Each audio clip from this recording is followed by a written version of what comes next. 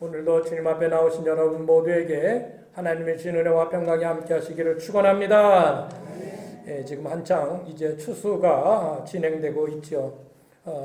여러분이 아마 추수하는 것으로 바쁘실 수도 있을 터인데 그러나 어떤 추수하는 바쁜 일에도 하나님 앞에 예배하는 것을 여러분 게을리하지 않기를 부탁을 드립니다. 자, 오늘은 이 추수하는 이때를 맞이해서 이에 관련된 예수님의 아주 의미심장한 말씀을 우리에게 비유로 해주셨습니다. 오늘 본문의 말씀이 바로 그 말씀인데요. 도시에서 장사를 하거나 직장 생활을 하는 사람들보다는 농사를 짓고 추수를 하는 전형적인 시골 풍경에 더 쉽게 다가오는 오늘 말씀일 수 있을 것입니다. 물론 하나님의 말씀이라는 것이 장사하는 사람이나 직장하는 사람, 농사하는 사람 따를 수는 없습니다. 우리 모두에게 동일하지만 그러나 추수라는 그런 모티브를 가지고 오늘 예수님께서 우리들에게 비유의 말씀을 해주셨습니다. 그래서 우리가 좀 더 이 농촌에 사는 우리로서 피부에 더 쉽게 다가올 수 있겠다 그런 생각을 갖는 것입니다. 자, 비유의 말씀이 이것입니다. 하루는 어떤 사람이 와서 예수님에게 말씀을 드립니다. 예수님, 내 형에게 좀 얘기를 해서 재산 좀 나눠주게 해주세요. 그러니까 아마 아버지의 재산 상속에 대하여 무슨 문제가 있었던 것 같습니다. 그렇게 예수님에게 좀 얘기를 해달라는 거죠. 예수님 말씀해 주시면 내 형이 들을 수 있겠다는 것이죠. 그렇게 얘기를 합니다. 그러나 예수님은요, 그 유산을 어떻게 하는 것이 옳은 것인가, 그른 것인가, 그것 이면에 그 말하는 사람 그 안에 뭔가 문제가 있는 것을 주님께서는 발견을 하셨습니다. 예수님은 그렇게 말씀하십니다. 이 사람아, 누가 나를 그런 재산을 나누는 재판관으로 누가 나를 세웠나? 나 그런 사람 아니다라는 것입니다.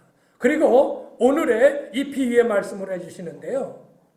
어떤 사람이 한 해에 농사를 져서 아주 풍성한 농사를 잘 졌습니다. 그래서 추수를 했는데 더 이상 어디 창고에 그 곡간에 그 추수할 그 곡식들을 쌓을 데가 없는 거예요. 그래가지고 그냥 이렇게 들판에 놨는지 밖에 놨는지 이렇게 두고 그날 밤 잠을 자면서 흐뭇한 마음으로 이렇게 잠을 청하는 것입니다. 그래, 이제 내일은 곡간을 또 아주 크게 짓고 거기다가 곡식들을 집어넣자. 그리고 저 곡식을 내가 이제 팔고 하면은 아주 그냥 앞으로는 편하고 아주 편하게 즐겁게 그렇게 살 수 있을 것이다. 그러면서 아주 흐뭇한 마음을 가지고 잠자리를 드는데 그때 하나님께서 나타나셔서 그 부자에게 하는 말씀이 어리석은 자야. 만약에 오늘 밤 내 영혼을 내가 취하면 그 말은 뭐예요? 네가 지금 오늘 밤 죽으면 네가 그렇게 한떡 쌓아놓고 준비했던 것들이 다 네 것이 되겠냐? 그 뒤에 말은 하나는 네게 될 것 같으냐? 그 말씀이 오늘 말씀이 사실 아주 절정이에요. 그런 말씀을 하시는 것입니다. 자, 여기서 그 예수님의 비유의 말씀에 그 부자를 향하여서 어리석다, 어리석은 자요, 바보라는 겁니다. 미련하다라는 것입니다. 한심하다는 거예요. 성경에는요, 어리석다고 할 때 어리석은 자는요, 창조주 하나님 그 근본 모든 것을 창조하신 그 창조주 하나님을 모르는 사람을 향하여서 어리석다 그렇게 표현하고 있어요. 한번 읽어보세요. 어리석은 시작. 어리석은 자는 그의 마음에 이르기를 하나님이 없다는 거다. 어리석은 자는 하나님이 없다는 거예요. 누군가가 예수님 믿으세요? 교회 나오세요? 하나님이 있긴 어딨어? 그러면은 성경에 말하는 어리석은 자구나. 계속이요. 그들은 부패하고 그 행실이 가증하니 선을 행하는 자가 없도다. 시편 14편 1절에 그렇게 말씀하고 있는 것입니다. 자, 오늘 말씀은 왜 예수님께서 이 부자를 향하여서 어리석다고 말씀하셨을까? 부자가 어리석음이 도대체 무엇일까? 그리고 예수님을 찾아온 그 사람에게 진정 예수님께서 해주시고 싶은 말씀이 무엇일까? 우리 같이 한번 여러분 이건 정말 오늘 말씀 이제까지도 그랬습니다만은 정말 우리 삶에 가장 근본으로 삼고 살아야 될 것이 무엇이냐를 오늘 우리에게 말씀해 주시는 것입니다. 그래서 오늘은 특별히 여러분 정말 귀를 쫑긋 세우시고요. 말씀을 잘 들어보세요. 내가 이제까지 나는 어떻게 살았나. 그런 것들을 같이 한번 여러분 마음속에 생각하면서 그렇게 말씀을 들어보시길 바랍니다. 자, 오늘 이 부자를 향하여 왜 예수님은 어리석다고 말씀을 하셨을까요? 첫 번째는 뭐예요? 시작! 생명의 주권이 자기에게 있다고 생각하는 어리석음. 생명의 주권. 그것은 내가 어떻게 할 수 있다라고 생각하는 것, 그것을 예수님은 어리석다라고 말씀하고 있는 것입니다. 이 부자는 많은 소득을 얻고 이렇게 얘기를 합니다. 읽어보실까요? 또 내가 내 영혼에게 이르되 영혼아 여러 해 쓸 물건을 많이 쌓아뒀으니 평안히 쉬고 먹고 마시고 즐거워하리라. 자신의 영혼의 주인이 자신이라고 생각하는 것입니다. 내 영혼아 그래 이제 풍성히 살아보자. 먹고 즐기고 편하게 그렇게 살아보자. 예? 자기의 생명의 주권이 자기에게 있다고 생각하는 이 교만하는 것입니다. 그런데요, 그 말씀 바로 뒤에 20절에는요, 뭐라고 말씀하냐면 하나님은 이르시되 어리석은 자여 오늘 밤에 내 영혼을 도로 찾으리니 그러면 내 준비한 것이 누구의 것이 되겠느냐? 아니다. 네 것인 줄 아느냐? 내 영혼의 내 생명의 주인이 내 것인지 아니냐? 내가 오늘 내 생명을 찾겠다라고 하나님은 우리에게 그에게 그렇게 말씀하는 것입니다. 여러분, 생명의 유무는 내게 결정권이 없습니다. 생사의 여탈권은 하나님에게 있습니다. 하나님이 우리의 생명을 걷어가시는 것에 대해 누구도 거부할 수 없습니다. 생명에 대해 인간에게 결정권이 있다면 뭐하러 사람이 일찍 죽겠습니까? 그냥 천년만년 살지요. 나 더 오래 살 거야. 죽으려고 할 때 아직 더 내 생명 더 늘려야지 하고 더 늘릴 거예요. 근데 뭐하러 6, 70에 죽고 어떤 사람은 7, 80에 죽고 어떤 사람은 8, 90에 죽습니까? 우리의 생명의 주권은 내게 있는 게 아니에요. 믿습니까? 예. 생명을 주신 이도 하나님이십니다. 그 생명을 걷어가시는 이도 하나님이십니다. 이것을 안다면 우리의 인생은 더 겸손해질 수 있을 것입니다. 그러나 인간은 자기의 생명의 주권이 자신에게 있다고 착각을 합니다. 그리고 그 생명을 오랫동안 붙들어 줄 수 있다고 생각하는 그 근거가 뭐냐면 내가 얼마나 많이 소유하고 있느냐, 내가 얼마나 많이 가지고 있느냐가 나를 오래 살 수 있도록, 내 생명을 더 길게 유지할 수 있도록 그렇게 생각하는 것입니다. 그런 착각에 빠져 있다는 것입니다. 그러나 예수님 오늘 말씀하십니다. 모든 탐심을 물리치라 사람의 생명이 그 소유에 넉넉한 데 있지 아니하다. 15절의 말씀입니다. 사람이 많이 가졌다고 생명을 더 길게 가질 수 있다고요? 그렇잖아요. 그렇잖아요. 돈 좀 꽤 벌었다고 이제 살만하다고 이제 좀 편하게 좀 살아보자 했더니 끝나잖아요. 그니 그렇게 그냥 쭉 떠러기 그냥 돌 벌고 그래서 좀 돈 쓸만 했더니 그만 갔어. 안 되는 거예요.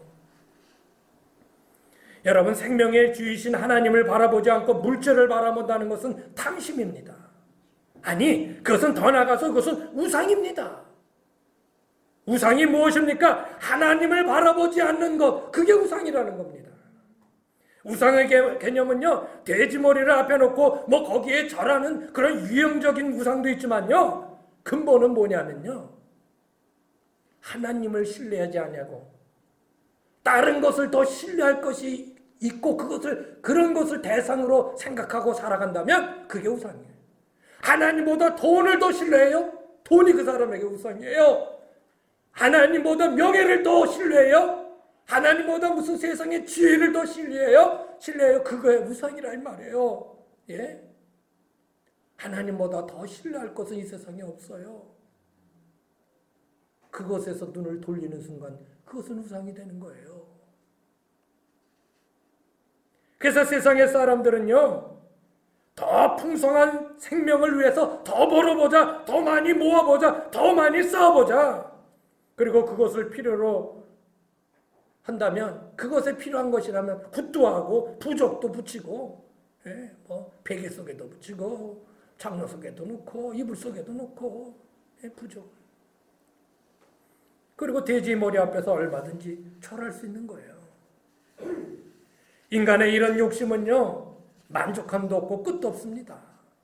예? 전도서 5장 10절에 한번 보세요. 시작! 은을 사랑하는 자는 은으로 만족하지 못하고 풍요를 사랑하는 자는 소득으로 만족하지 아니하려니 이것도 헛되도다. 은은 뭐냐면 돈을 얘기하는 거예요. 돈. 당시에 돈은 엽전 은으로 만들었거든요. 돈을 사랑하는 자는요, 그 돈으로 만족하지를 못해요. 그래서 이런 말이 있잖아요. 돈을 너무 좋아하면 돌아버리고 돈을 너무 가지려고 하면 돼지가 되고, 돼지가 돼지돈자, 돼지가 되고, 그래서 돈은 돌고 돌아야 돈이다. 아주 그 명언 같지 않아요? 잘 들어보세요. 돈을 너무 좋아하면 돌아버리고 돈을 너무 가지려면 돼지가 되고, 그래서 돈은 돌고 돌아야 돈이다.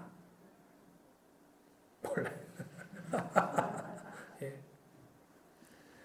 러시아의 대문호 톨스토이의 단편소설 중에 사람에게 얼마만큼의 땅이 필요한가라는 그런 아주 짧은 단편소설이 있습니다. 제가 대학 때 그 영어 시간에 그거를 했어요. 그 소설을 한 편을 다 했는데, 이 바움이라는 한 농부가 있었어요.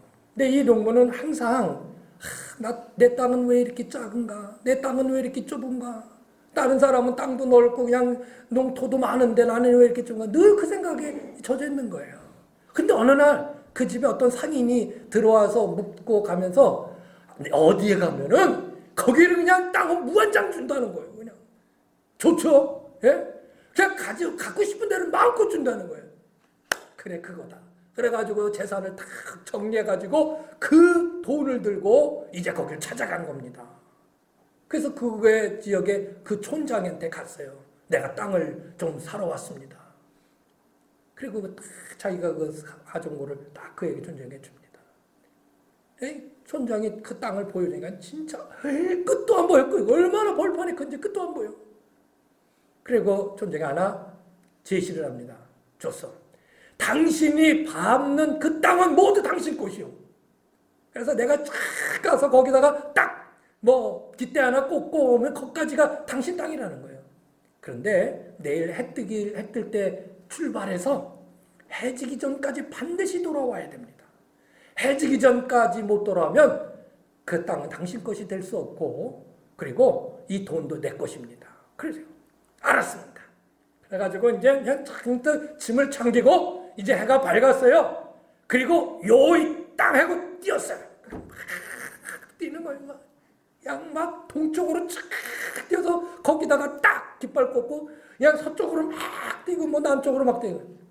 근데 반도 못 뛰었는데 눈을 들어보니까 벌써 해가 뉘엿뉘엿 치려고 그러는 거야. 아이고 이거 큰일 났네. 야 이제 돌아가야 되겠다. 그래 막 뛰는 겁니다. 막 원래 출발했던 장소로. 아이고 근데 해는 벌써 치려고 그래요. 가지고 있던 그 보따리도 집어던지고 들고 왔던 지팡이도 버리고 옷도 다 벗어붙이고 헛것대서 가지고 해가 지기 전까지 딱 도착을 했는데 그 앞에서 팍 꼬꾸라지면서 그만 피를 토하고 죽었어요. 제가 만들어낸 이야기가 아니라 이 소설의 이야기입니다. 그래서 그 촌장이 사람들에게 시켜서 그 사람 키보다 조금 더 넓게 한 2m 정도의 땅을 파고 그를 묻어줬어요. 그리고 끝은 이렇게 끝납니다. 사람에게 얼마나의 땅이 필요한가? 한 평 반이면 돼요.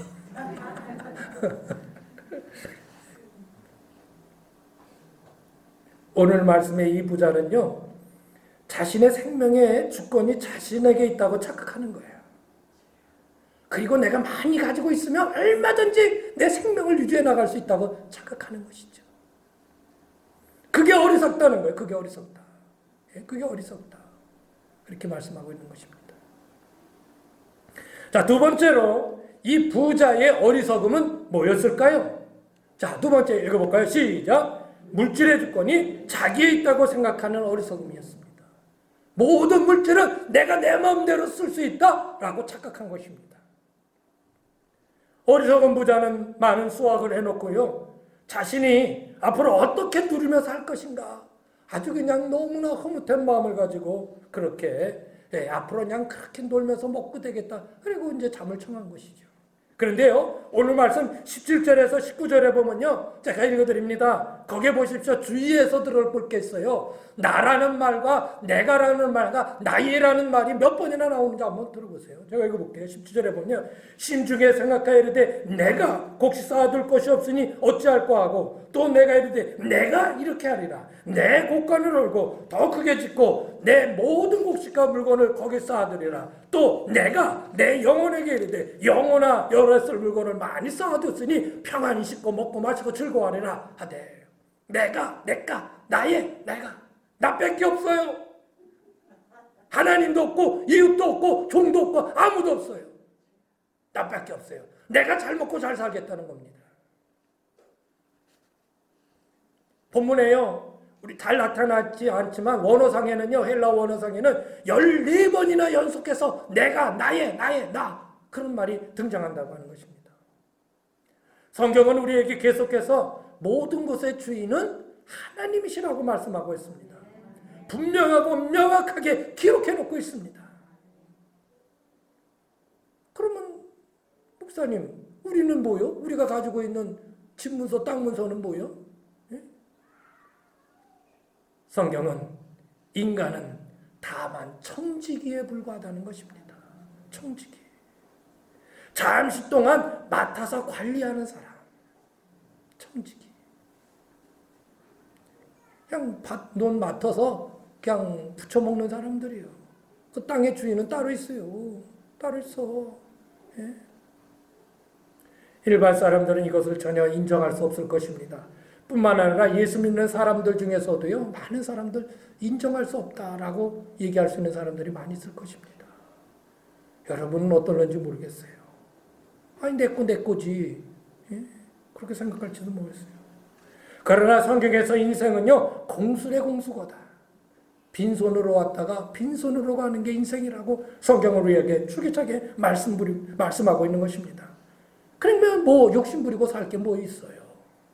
빈손으로 왔다 빈손으로 가는 것. 그래서 공술의 공수거는 불교 용어가 아니에요. 우리 기독교 용어예요. 보세요. 디모데전서 6장 7절에서 10절의 말씀 보세요. 자, 읽어볼까요? 시작. 우리가 세상에 아무것도 가지고 온 것이 없음에 또한 아무것도 가지고 가지 못하리니. 여러분, 세상에 태어날 때 뭐 들고 왔어요? 두 손에 무슨 금덩어리 하나 들고 왔습니까? 맨손으로 왔잖아요. 그러니 맨손으로 가는 거예요, 인생이. 8절 보세요. 시작. 우리가 먹을 것과 입을 것이 있은즉 족한 줄로 할 것이냐. 그 후에 먹을 것도 생기고 입을 것도 생기고 그랬잖아요. 그러면 그거 가지고 족한 줄 알아야죠. 9절 보세요. 9절 시작. 부활에 하는 자들은 시험과 올무와 여러 가지 어리석고 해로운 욕심에 떨어지나니 곧 사람으로 파멸과 멸망에 빠지게 하는 것이라. 욕심부리. 부하려고 욕심부리다. 그래서 10절의 말씀 크게 읽어보세요. 시작. 이것을 탐내는 자들은 미혹을 받아 믿음에서 떠나 많은 근심으로써 자기를 찔렀도다. 아멘. 예. 빈손으로 왔다 빈손으로 가는 게 인생이란 말이죠. 청지기는요, 주인의 뜻에 맞게 그것을 관리하고 사용해야 합니다. 우리는 이 땅의 청지기로 주인이신 하나님의 뜻에 맞게 그것을 사용해야 하는 것이죠.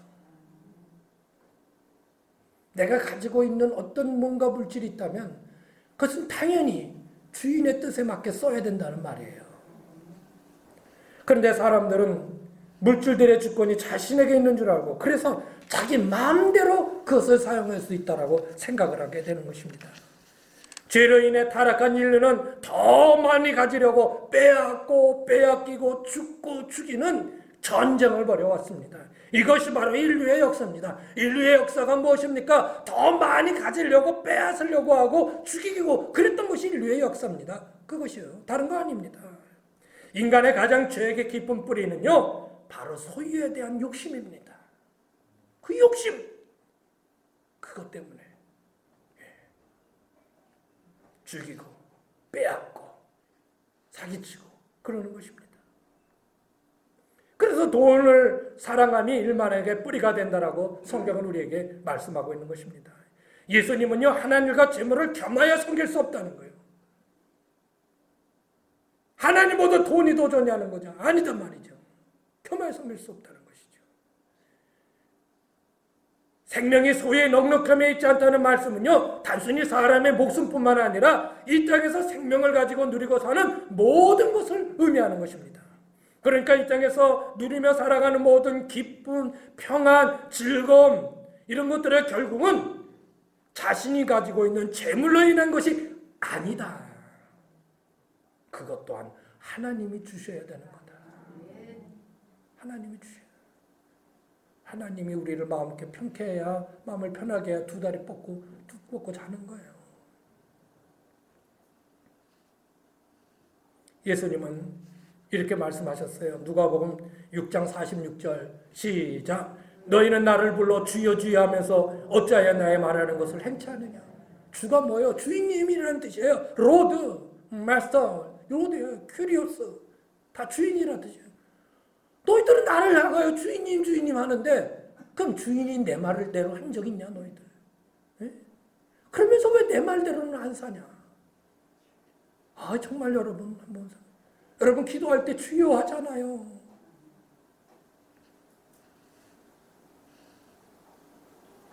주인이신 예수님을 오히려 종처럼 부리는 모습이 내 모습이 아니었나요? 예수님을 입으로는 주인이라고 부르고 마치 예수님은 내 종처럼 부리고 이거 해 저거 해 이거 해줘 저거 해줘 걷다가 조금 존칭해서 이거 해줘요 저거 해줘요 그렇게 전혀 주인의 뜻은 생각지 않고 여러분 모든 것의 주인이 하나님이라는 사실을 분명하게 고백할 수 있습니까? 아멘. 안 하신 분이 5분이 계셔가지고 다시 여러분의 가진 모든 것이 주님의 것인 것을 여러분 분명하게 고백할 수 있습니까? 아 이제 다 하셨어요. 그럼 제가 묻습니다. 내가 딱 질문하면 하나님 그렇게 대답을 하셔야 돼요. 아멘 했잖아요. 내 집의 주인은 이거 봐 벌써 또 작아지려고 그러잖아요. 내 친문서 있는데 그리고 잘 볼까요? 주님이 보세요. 내 은행 통장의 주인은 네. 내 모든 전답의 주인은 그리고 내 생명의 주인은 하나님이세요. 이제 여러분은 큰일 났습니다. 교회 전 재산 다 이제 뺏기게 됐어요. 그러나 여러분 안심하십시오. 누가 그거 빼앗지 않습니다. 여러분이 사시는 동안은 하나님께서 여러분의 것으로 인정해 주십니다. 인정해 주는 거예요. 그냥. 그리고 그것을 사용하며 살게 하실 것입니다. 그러나 내 모든 가진 것이 가진 것의 주인이 하나님이라는 것을 인정하는 사람과 그렇지 않은 사람과의 삶은 완전히 다릅니다. 하나님의 뜻을 실천하는 면에서 완전히 다릅니다. 여러분이 내 모든 것이 하나님의 것이라고 생각하고 믿음을 가지고 그렇게 고백하고 산다면 여러분의 삶은 많이 바뀔 겁니다. 많이 바뀔 거예요. 근데 대부분의 사람이 그렇지 못하다는 것이죠. 내 가진 소유가 하나님의 것이라는 사실을 깨닫지 못했던 부자는요. 그래서 어리석은 자라는 거예요. 어리석은 자. 예수님은 그렇게 말씀하고 있는 것입니다. 다시 한번 여러분 마음속에 정리하십시오. 나의 모든 가진 것은 우리 하나님의 것이다. 할렐루야. 자, 세 번째, 이 부자는 왜 어리석었을까요? 자, 읽어보실까요? 시작. 세상의 곳간은 쌓을 줄 알았지만 하나님의 곳간은 쌓을 줄 몰랐다. 그래서 어리석었다. 세상에 자기 곳간은 열심히 쌓았는데 하나님의 곳간은 쌓지 못했다. 예수님이 이 비유의 말씀 끝에, 아주 맨 끝에 이런 말씀을 해주십니다. 21절의 말씀이에요. 시작. 자기를 위하여 재물을 쌓아두고 하나님께 대하여 부유하지 못한 자가 이와 같으니라. 여러분, 우리가 분명히 알아야 할 것은요, 세상적 재산을 누릴 것도 중요하지만 더 나아가 영적인 재산을 풍성히 누리는 자가 되어야 한다는 것입니다. 영적인 재산. 영적인 재산. 그것은 물질의 주권, 혹은 수요권을 다 하나님께 두고 다만 우리는 그분의 청지기로서 그분의 뜻에 합당하게 사용할 때 하나님의 곳간도 채워질 수 있는 거예요. 내가 내 물질을 가지고 내 마음대로 살면 그저 내 곳간에만 쌓아놓는 것이지만 내가 하나님의 뜻대로 내 가진 것들을 사용한다면 그것은 하나님의 곳간에 채워놓는 것이 되는 것입니다. 무슨 말씀인지 아시죠? 하나님의 곳간을 어떻게 채워요? 어디 있어요 하나님의 곳간이? 하나님의 뜻대로 여러분의 물질을 사용하십시오. 그러면 하나님의 곳간에 쌓아놓는 것이 되는 것입니다. 이것이 이 다음 하나님 앞에 들고 갈 영적인 재산을 풍성히 쌓는 일입니다. 그렇지 않으면 주님 앞에 섰을 때 빈털터리가 되는 겁니다. 세상에는 지난주에 우리가 말씀드렸듯이 거지 나사로와 부자의 말씀을 들었듯이 세상에는 떵떵거리고 살았는지 모르지만 천국에서는 아무것도 없이 저 지옥에 떨어질 수밖에 없었던 그 부자의 모습을 기억해 보십시오. 부자는 자신의 곳간은 많이 쌓을 줄 알았지만 하나님의 곳간을 채울 줄 모르는 어리석은 자였다는 것입니다. 하나님은 우리에게 재물을 하늘에 쌓아두라고 말씀하십니다. 마태복음 6장 19절 20절 시작. 너희를 위하여 보물을 땅에 쌓아두지 말라. 거기는 좀과 등록이 하며 도둑이 구멍을 뚫고 도둑질하느니라. 오직 너를 위하여 보물을 하늘에 쌓아두라. 하늘에 쌓아두라. 세상에 쌓아두지 말라. 하나님의 뜻에 합당하게 그 물질을 사용하는 것이 하늘에 쌓아두는 것입니다. 더 구체적으로 하나님의 뜻은 내 가진 것들을 가지고요, 어려운 이들을 위해서 나누며 사는 것입니다. 이것이 주님이 그렇게 말씀하신 사랑입니다.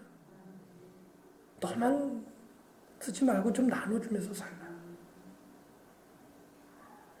또한 주께서 하신 일들을 풍성히 할 수 있도록 여러분이 물질의 헌신을 통해서 하나님의 일들을 펼쳐나갈 수 있게 만드는 것, 이것이 바로 하나님의 뜻 합당하게 사용하는 것입니다. 내 재물을 땅에만 쌓아놓았는지 하늘에 쌓아놓은지 모든 판결은요, 죽음이라는 것으로 매듭지어집니다. 죽음 후에는 반드시 그것이 드러나게 되어 있습니다. 읽어보실까요? 시작. 하나님은 이르시되 어리석은 자여 오늘 밤에 내 영혼을 도로 찾으리니 그러면 내 중요한 것이 누구의 것이 되겠느냐? 네가 가져갈 수 있는 것, 네 하늘나라의 곳간은 아무것도 없다. 아무것도 없다.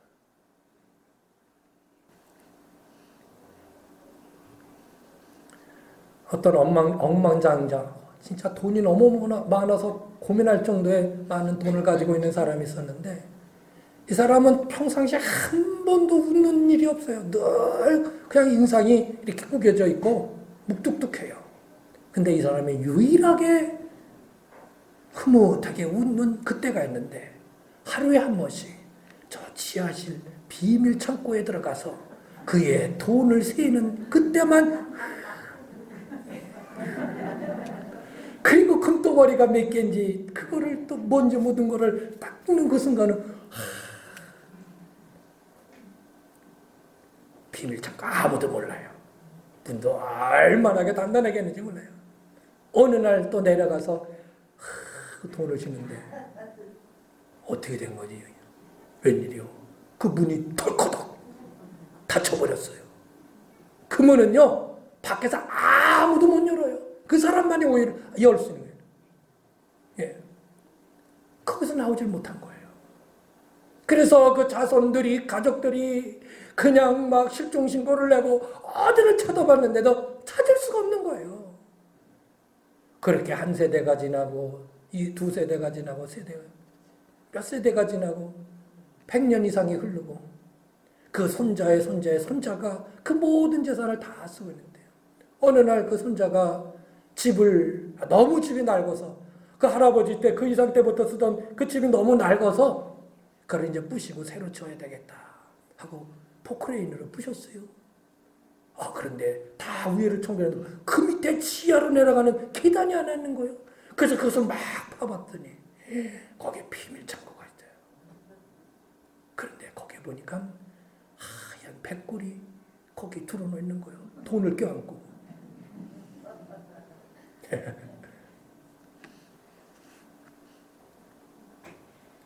감리교회 창시자 존 웨슬리 목사님은요, 어떻게 하면 우리가 이 가진 물질들을 잘 하나님의 뜻대로 사용할 수 있을까? 그것에 대해서 정말 많은 설교를 하셨어요. 예. 돈의 사용이라는 the use of money라고 하는 이 설교에서는요, 웨슬리 목사님은 돈을 사용하는 3대 원리가 있다는 거예요. 뭔지 아십니까? 여러분, 많이 보십시오. 첫 번째는 많이 벌어요. 두 번째, 여러분, 많이 저축하십시오. 예? Gain all you can. Save all you can. 많이 저축하란 말이에요. 그리고 할 수 있는 대로 다 나눠주십시오. 많이 벌으세요. 그랬을 때는 아멘 했단 말이에요.